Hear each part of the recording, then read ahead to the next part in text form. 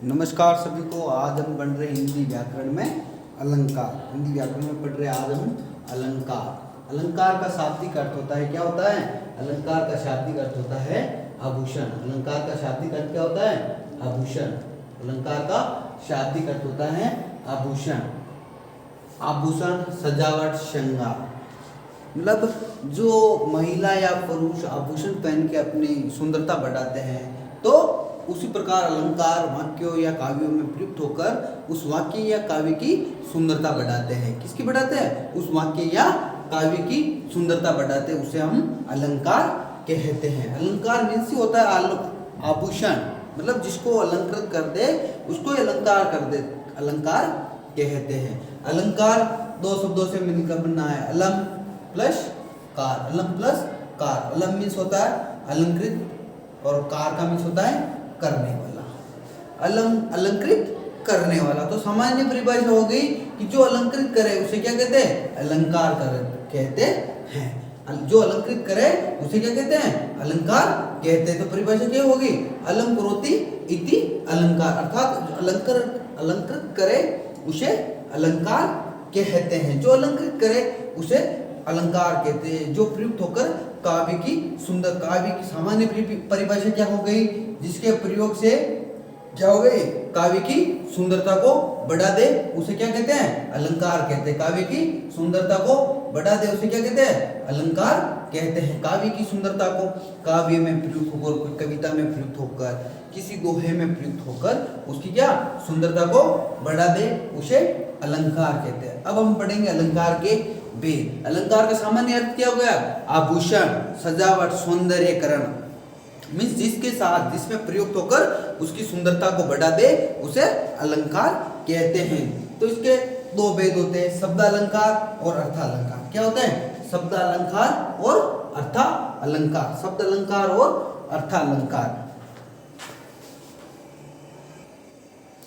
आचार्य बोध ने उभय अलंकार को तीसरा अलंकार का भेद माना। किसने माना? आचार्य बोध ने अलंकार क्या तीसरा भेद माना। आचार्य बोध ने किसको? अलंकार का तीसरा भेद माना। आचार्य बोध ने उभय अलंकार को आचार्य बोध ने तीसरा अलंकार माना। मुख्य रूप से अलंकार के अपन को दो ही भेद पढ़ने हैं, एक तो शब्दालंकार, दूसरा अर्थालंकार। ऐसे एग्जाम में ऐसे पूछ ले कि आचार्य बोध के अनुसार अलंकार के कितने भेद माने गए, तो 3 बताना है कि उन्होंने उभय अलंकार को तीसरा भेद और माना है। मुख्य रूप से केवल 2 ही भेद अपने को याद करने के, शब्दालंकार और अर्थालंकार। शब्दालंकार का सीधा रूप शब्दों के द्वारा जिसकी सुंदरता बढ़े उसे शब्दालंकार, और अर्थ के द्वारा जिसकी सुंदरता बढ़े उसे अर्थालंकार कहते हैं। शब्द के द्वारा जिसकी सुंदरता बढ़े उसे शब्दालंकार, और अर्थ के द्वारा जिसकी सुंदरता बढ़े उसे क्या कहते हैं? उसे अर्थालंकार कहते हैं। अर्थ के द्वारा जिसकी सुंदरता बढ़े उसे अर्थालंकार कहते हैं, और शब्द के द्वारा जिसकी सुंदरता बढ़े उसको शब्दालंकार कहते हैं।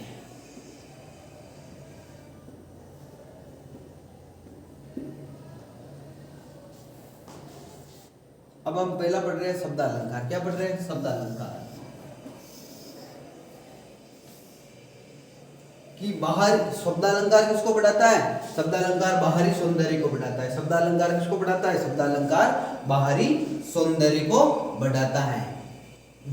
जहां शब्दों के माध्यम से काव्य की शोभा बढ़े उसे शब्दालंकार कहते हैं। किसके द्वारा? शब्दों के माध्यम से काव्य की शोभा बढ़े उसे शब्दालंकार कहते हैं।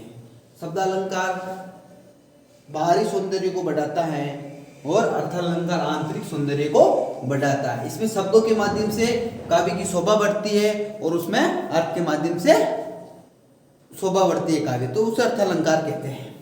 पहला अपन देखते हैं अनुप्रास अलंकार। पहला अनुप्रास अलंकार। शब्दालंकार में पहला लेते हैं अनुप्रास अलंकार। जब एक वर्ण की आवृत्ति, एक ही वर्ण की आवृत्ति बार बार होती हो और काव्य में क्या होता है? चमत्कार पैदा होता है, वहां अनुप्रास अलंकार होता है। एक ही वर्ण की बार बार आवृत्ति होती है। अनुप्रास अलंकार क्या कह रहा है?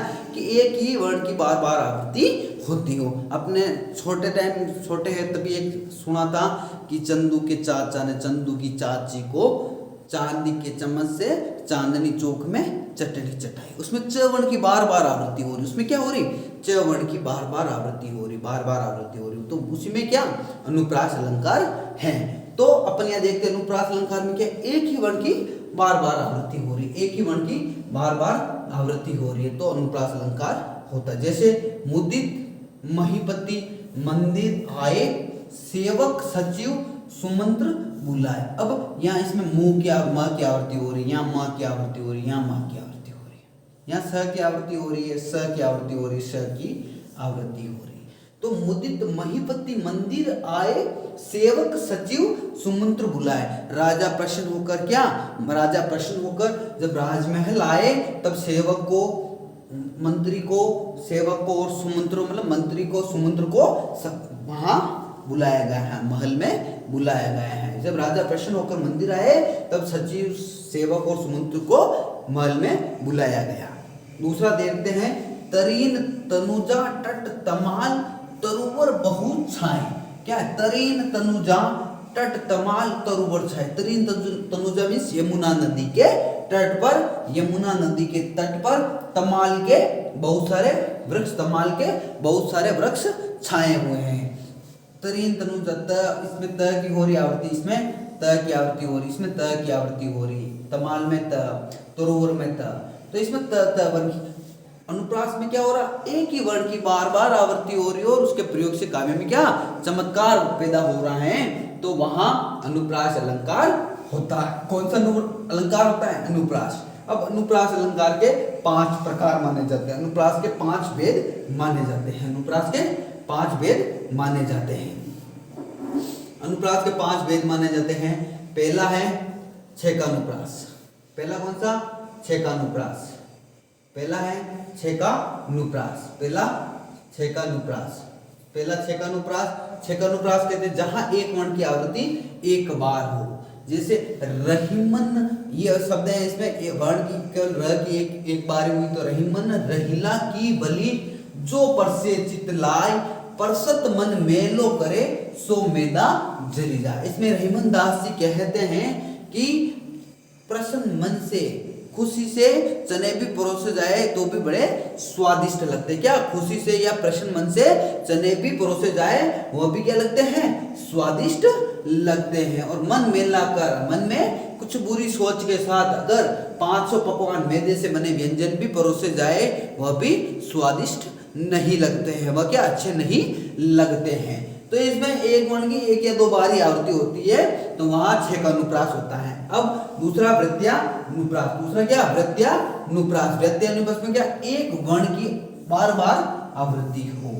कालिंदी कुल कदम की डहार, मतलब इसमें कवि कह रहा है कि मैं मतलब कदम की डार के ऊपर, यमुना नदी के किनारे कदम की डार के ऊपर अपना पक्षी बनके घोंसला बनाना चाहता हूँ, श्री कृष्ण से मिलना चाहता हूँ। इसमें क वर्ण की बार बार आवृत्ति हो रही है, तो कौन सा, वृत्त्यानुप्रास। बार बार आवृत्ति होती है तो वृत्त्यानुप्रास।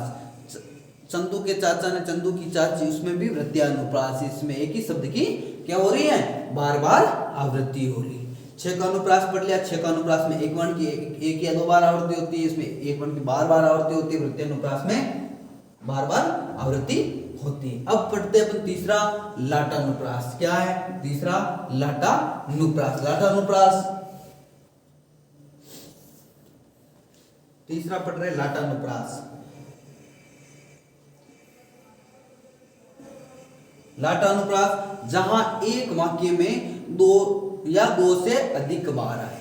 जहां एक वाक्य में 2 या 2 से अधिक बार, एक वाक्य जहां 2 से या 2 से अधिक बार। पहले तो अपन शब्द पे चर्चा कर रहे थे, उसमें तो चल रहा था, शब्द चल रहा था। अब यहाँ सीधे वाक्य पे आ गए। किस पे आ गए, वाक्य पे आ गए। क्या है कि जहां एक वाक्य 2 या 2 से अधिक बार आए वहां लाटानुप्रास होता है।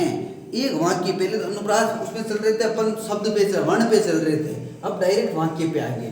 तो इसमें एक वाक्य, हमको लिख्यो है कहाँ, हमको लिख्यो है कहाँ, हमको लिख्यो है कहाँ, कहन सबे लगी। इसमें क्या, इसमें वो उद्धव जब श्री कृष्ण का संदेश लेके आते हैं तो उसके चारों तरफ गोपियां इकट्ठा हो जाती, चारों तरफ क्या गोपियां एक साथ में इकट्ठी हो जाती और उद्धव से पूछने लगती हैं कि श्री कृष्ण ने हमारे बारे में क्या लिखा है, उसने हमारे बारे में क्या लिखा है। सभी कहते हैं कि हमको लिखो है कहाँ, कि हमारे बारे में क्या लिखा है, कृष्ण ने हमारे बारे में क्या लिखा है। कहन सभी कहने लग जाती है, उसे लाटा नुप्रास कहते हैं। इसमें शब्द होता है, सीधा क्या होता है, शब्द होता है।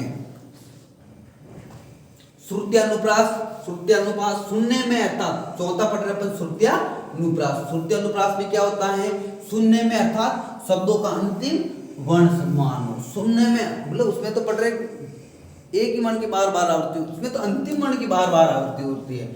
सुनने में अंतिम वर्ण क्या, सम्मान हो। जैसे कहत, नटत, रिजत, खीजत, नीलत, मिलत, खीलत, लजी जात। इसमें त की अंतिम शब्द क्या, अंतिम वर्ण सम्मान आ रहा था। कहत, नटत, खीजत, रिजत, मिलत, खीलत, लजी जात, तो वहां श्रुत्यानुप्रास होता है। अपन अब पांचों पढ़ रहे हैं अंत्यानुप्रास। अंत्यानुप्रास जहां पंक्तियों का अंतिम वर्ण सम्मान, उसमें तो अपन क्या पढ़ रहे हैं, शब्दों का अंतिम वर्ण सम्मान। अब इसमें पंक्तियों का अंतिम, पंक्ति मीन्स ये तो पूरी ये लाइन पंक्ति कहलाती है। पूरी लाइन क्या कहलाती है, पूरी लाइन पंक्ति कहलाती है, पूरी लाइन पंक्ति कहलाती है। तो पूरी लाइन में पंक्ति में क्या, पंक्ति का अंतिम शब्द सम्मान होता है, अंतिम वर्ण सम्मान होता है। जैसे अपन देखते हैं, नाथ शंभु धनु बंजीहारा, होई है कोई एक दास तुम्हारा।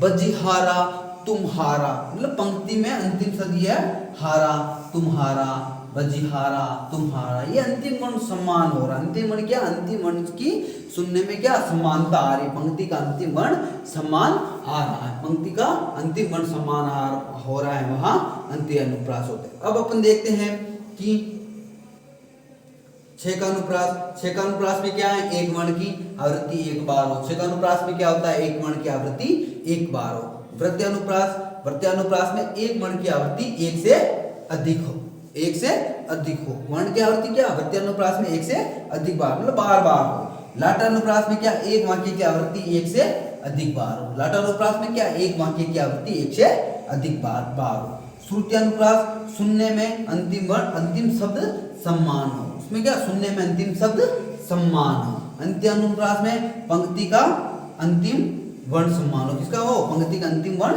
सम्मान हो, वहां श्रुत्यानुप्रास होता है। पंक्ति का अंतिम वर्ण सम्मान हुआ कौन सा होता है, श्रुत्यानुप्रास होता है। अब हमने पढ़ लिया, ये पहला पढ़ लिया अनुप्रास अलंकार। अब हम दूसरा पढ़ते हैं यमक अलंकार। क्या पढ़ते हैं, यमक अलंकार।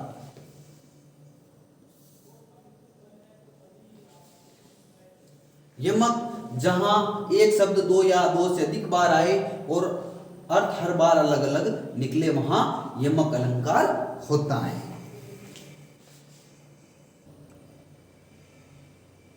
यमक जहां एक शब्द दो या दो से अधिक बार आए और उसका क्या हर बार उसका अर्थ अलग अलग निकले, तो वहां यमक अलंकार होता है। कि एक शब्द दो बार आए, एक शब्द क्या, एक ही शब्द दो बार आए और उसका अर्थ क्या अलग अलग निकले, वहां यमक अलंकार होता है। जैसे कनक कनकते सो गुनी मादकता अधिकाय, खाए जो भी मोह रहा है और पाए जो भी मोह रहा है। मतलब कनक कनक मीन्स आया है, एक कनक आया है यहाँ सोने के लिए। एक कनक किसके लिए आया, सोने के। एक कनक मीन्स होता है सोना और दूसरे कनक का मीन्स होता है धतूरा। यहाँ कह रहे हैं कि जो सोना पाए जो भी पागल हो जाए और धतूरा खा जाए वो भी पागल हो जाए। तो इसमें कनक एक ही शब्द है, उसका दोनों दो बार प्रयुक्त हुआ है, तो इसका अर्थ अलग अलग हो रहा है कि खाए वो भी पागल हो जाए और जिसको मिल जाए सोना वह भी पागल हो जाए। कहे कवि बेनी बेनी ब्याल की चुराई लेनी। यहाँ एक कवि, बेनी कवि का नाम है, एक तो क्या बेनी कवि का नाम है और बेनी दूसरी बालों की चोटी है, राधा के बालों की चोटी के लिए प्रयुक्त हुआ है। तो यह कवि बेनी कहते हैं कि राधा रानी की चोटी, राधा रानी की चोटी की जो ये बालें होती जुल्फे, वो सांप के समान, मतलब उन्होंने कहीं सांप से चुरा लियो, सांप के फन में जो बाल होते नहीं होते, ऐसी ऐसी लचकदार उसकी बालों की चोटियां उनके हैं। कवि बेनी कह रहे, तो बेनी एक तो कवि का नाम है और दूसरा बेनी बालों की चोटी। तीसरा श्लेष अलंकार, तीसरा हम पढ़ रहे हैं श्लेष अलंकार। श्लेष मीन्स क्या? श्लेष मीन्स चिपका हुआ होता है। श्लेष मीन्स क्या होता है? चिपका हुआ। श्लेष का अर्थ होता है चिपका हुआ।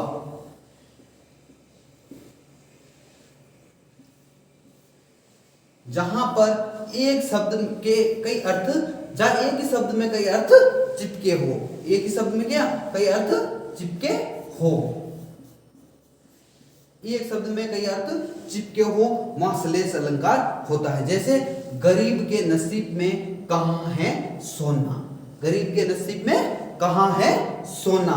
तो यह एक सोने का, अपन नहीं कहते गरीब के नसीब में कहां है सोना, मतलब सोने, एक सोने का मतलब तो कि उसको थकान से, काम से उसको आराम ही कहाँ है, उसको सोने का टाइम भी कहाँ है, वो खेती बाड़ी से, मजदूरी से सोने का टाइम ही कहाँ है। दूसरा सोना से तक धन दौलत या स्वर्ण से है, अपन नहीं कहते गरीब के पास कहाँ से होगा सोना। तो मतलब एक सोने तो धन दौलत या स्वर्ण से है और दूसरा सोना नींद लेने से है। दूसरा है रहीमन पानी राखिए बिन पानी सब सुन, पानी गए ने उबरे मोती मानस मानुष चून।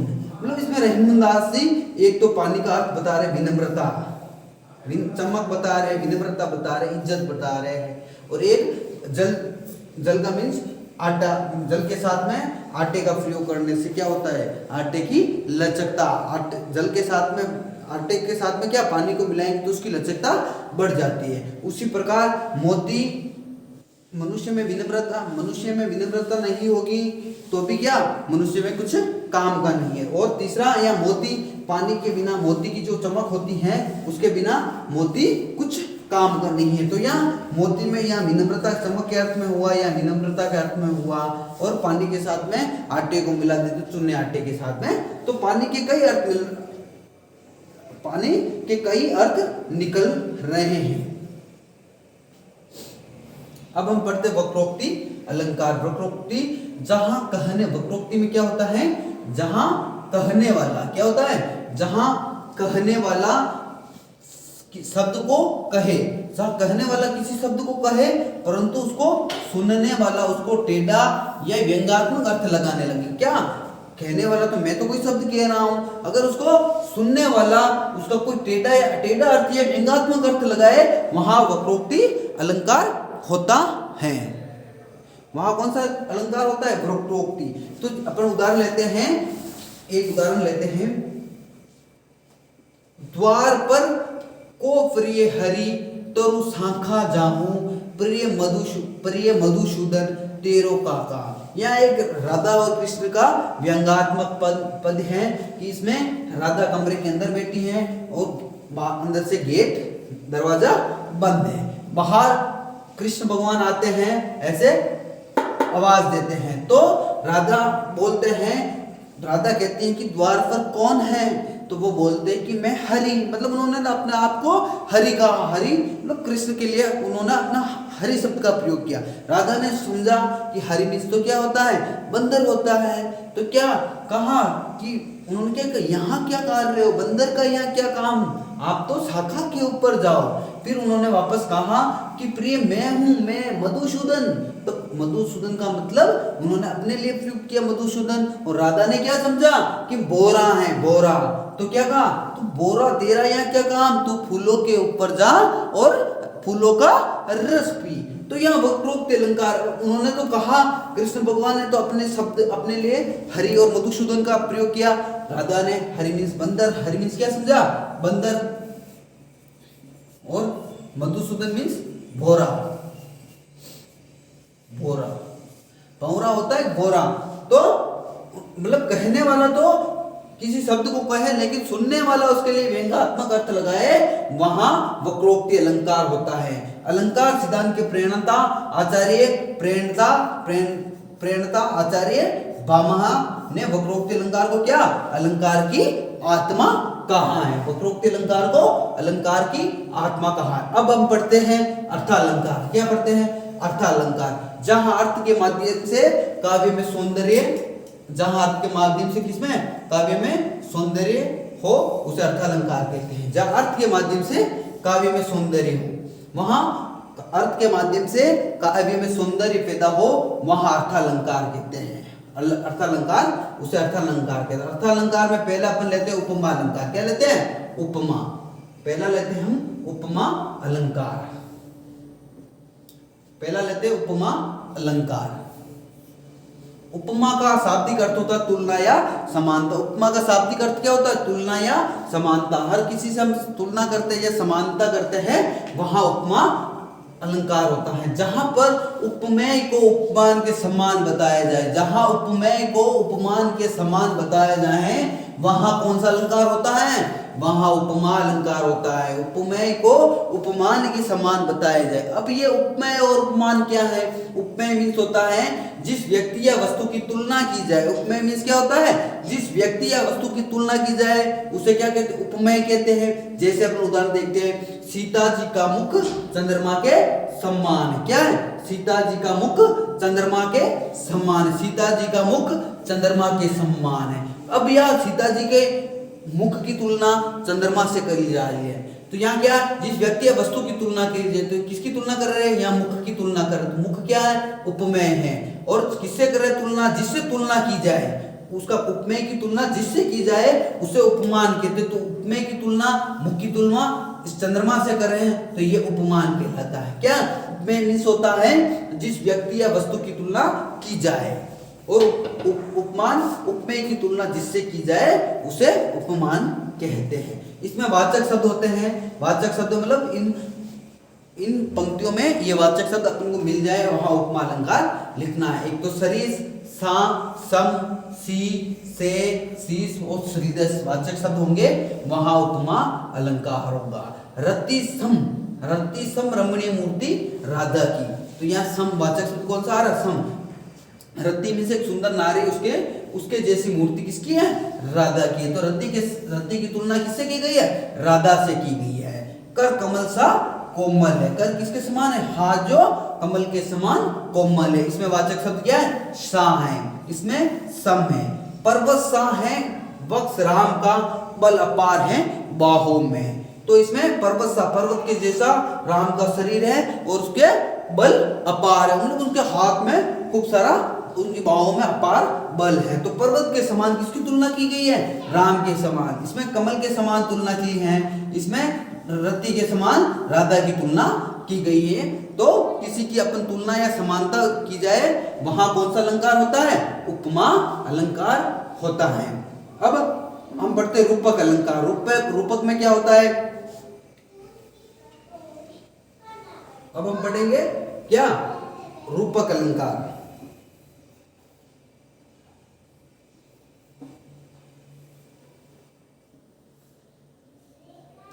रूपक जहां पर उपमेय, जहां पर क्या होता है? जहां पर उपमेय और उपमान में कोई भेद नहीं हो, उसमें तो क्या उपमेय और उपमान में समानता है, उसकी उपमा की तुलना, उसको अपन किसी की समान तुलना कर रहे हैं। इसमें उपमेय और उपमान में कोई भेद नहीं हो। इसमें क्या? कोई भेद नहीं हो। भेद नहीं हो, वहां कौन सा अलंकार होगा? वहां रूपक अलंकार होगा। उसमें तो अपन क्या कर रहे हैं? उसके समान अपन समानता बता रहे हैं। तो इसमें कोई उपमेय व उपमान में कोई भेद नहीं होता। जैसे अपन देखते हैं कि सीता जी का मुख चंद्रमा है, अपन उसमें क्या कह रहे हैं? सीता जी का मुख चंद्रमा के समान है। उसमें तो अपन उसकी तुलना कर रहे हैं कि सीता जी का मुख चंद्रमा के समान है। रूपक में क्या है? सीता जी का मुख ही चंद्रमा है। क्या है? सीता जी का मुख क्या है? चंद्रमा है। सीधा बता रहे हैं कि सीता जी का मुख चंद्रमा है। इसमें तो सीता जी का मुख चंद्रमा के समान है या चंद्रमा के समान सुंदर है। उससे तुलना कर रहे थे, सीता जी के मुख की चंद्रमा के साथ तुलना कर रहे थे। और इसमें कि सीता जी का अपन डायरेक्ट सीता जी के मुख ही चंद्रमा बता रहे हैं। अंबर पनघट में डूबो रही तारा घट उषा नागरी। इन पंक्तियों में क्या है? प्रातः काल में तारों के छिपने का, प्रातः काल के समय में क्या तारे छिपते हैं, तो उस टाइम में अंबर को, आकाश को किसको? पनघट के समान, पनघट होता है उसके समान बता रहा है, और उषा को स्त्री के समान बता रहा है, और तारों को घर का रूप दिया गया हैं। तो इसमें उसको डायरेक्ट तुलना है, इसमें वेद नहीं बता रहे कि इसका मुख ऐसे समान, डायरेक्ट बता रहे कि ऐसा है कि आकाश पनघट के समान है। क्या है? आकाश पनघट के समान है और तारों को किसका रूप दिया गया? तारों को घर का रूप दिया गया है और पनघट को, आकाश को पनघट का रूप दिया गया है। तो वहां रूपक अलंकार होगा। कौन सा रूप अलंकार होगा? रूपक अलंकार होगा। अब हम पढ़ते हैं उत्प्रेक्षा अलंकार। उत्प्रेक्षा अलंकार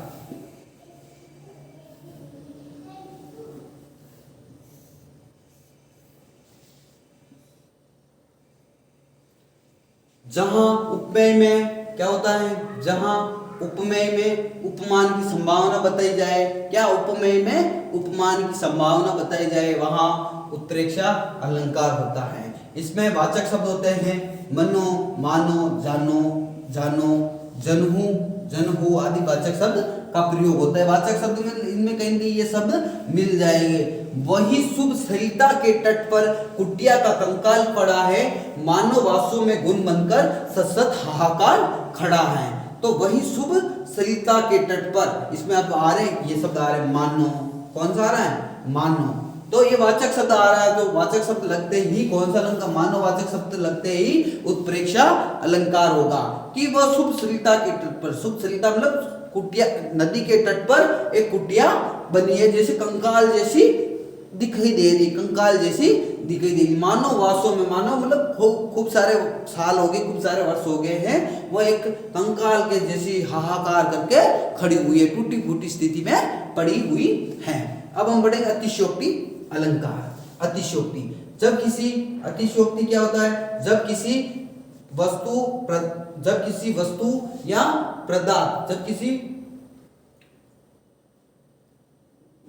जब किसी वस्तु पदार्थ या प्राणी का वर्णन अत्यंत प्रशंसा के साथ, क्या बढ़ा चढ़ा के, अत्यंत प्रशंसा के साथ उसका कोई बात को बढ़ा चढ़ा के अथवा लोक सीमा का उल्लंघन करके कही जाए, वहां अतिशयोक्ति अलंकार होता है। कोई छोटी बात होती है उसको अपन बढ़ा चढ़ा के कहते हैं, वहां अतिशयोक्ति अलंकार होता है। जैसे हनुमान की पूंछ में लगन न पाई आग, लंका सगरी जल गई, गए निशाचर भाग। अब इनमें हनुमान जी की पूंछ के बारे में बता रहे हैं कि हनुमान जी की पूंछ में राक्षस आग लगाने का प्रयास करते हैं, आग तो लगी नहीं पाई और सारी लंका भी जल गई और निशाचर मतलब राक्षस भी भाग गए। अब ऐसा संभव नहीं है, लेकिन बड़ा चढ़ा के कह रहे कि आग भी नहीं लगी और पूरी लंका भी जल गई और सारे राक्षस भी भाग गए हैं। देखी सुदामा की दीन दशा, करुणा करके करुणा निधि रोए, पानी परात को हाथ छुओ नहीं, नैनन के जल सो पग धोए। अब इसमें कृष्ण सुदामा के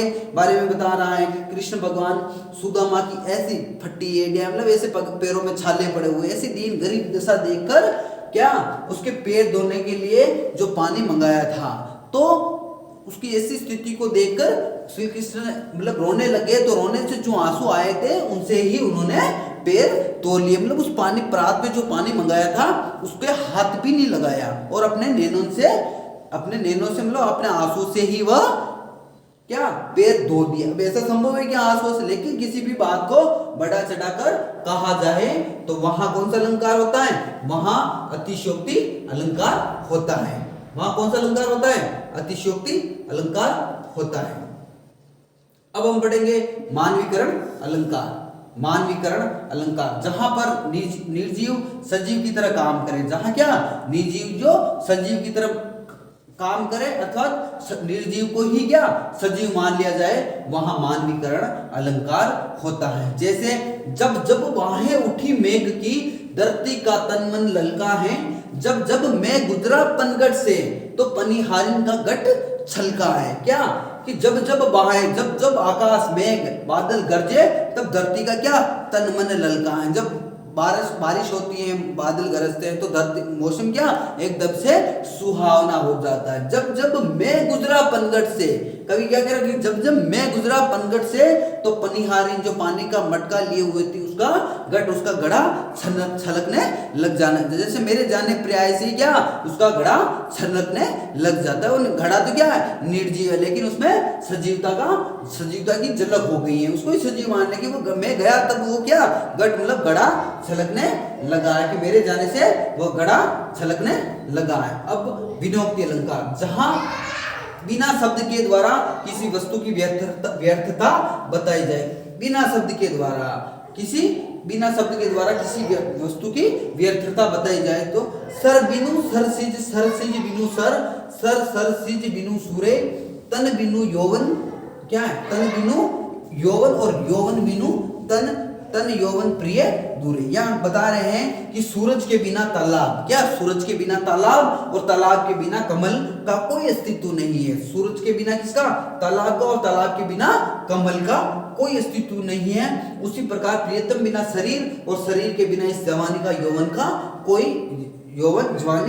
यौवन अपना व्यर्थ बताया गया है। हम लोग किसी के द्वारा तालाब नहीं होगा तो कमल की क्या, तालाब के बिना कमल व्यर्थ है, और अपने शरीर के बिना अपनी जवान क्या प्रियतम के बिना और शरीर के बिना अपना यौवन व्यर्थ बताया गया है, वहां विनोक्ति अलंकार होगा। वहां कौन सा अलंकार होगा, विनोक्ति अलंकार होगा। तो आज की क्लास में हमने शब्द अलंकार और अर्थ अलंकार के बारे में पढ़ा। किसी को संशय है तो हमारे कमेंट बॉक्स में आप अपना कमेंट डाल दे। अलंकार मीन्स होता है आभूषण, और जिसके द्वारा काव्य की सुंदरता बढ़ती है उसके क्या कहते हैं, उसे अलंकार कहते हैं। जिसके द्वारा काव्य की शोभा बढ़ती है उसे अलंकार कहते हैं। अलम करोति इति अलंकार, अलंकार करे उसको अलंकार कहते हैं, शब्द अलंकार और अर्थालंकार को। और आचार्य भोज ने क्या वह अलंकार को अलंकार का तीसरा वेद माना है। धन्यवाद सभी को।